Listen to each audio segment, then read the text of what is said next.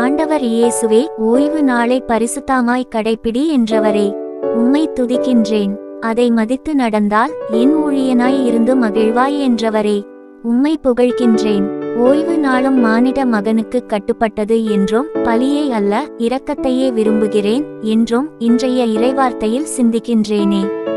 ஓய்வு நாளை பரிசுத்தமாக அனுசரியாது உமது கட்டளைகளை மறந்து மாயமான நுகர்வு கலாச்சாரத்தில் உல்லாசமான காரியங்களில் உமக்குரிய நேரத்தை வீண்செய்த நிலைகளை எண்ணி மனம் வருந்தி மன்னிப்பு கேட்கின்றேன்.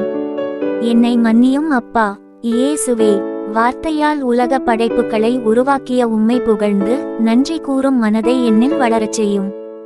உமது இரத்தம் என் எல்லா பாவங்களையும் போக்கியதற்காகவும் எனக்கு புதிய வழிகளை காட்டியதற்காகவும் என்னை மீட்பின் பாதையில் வழிநடத்தி வருவதற்காகவும் உமக்கு நன்றி கூறுகின்றேன்.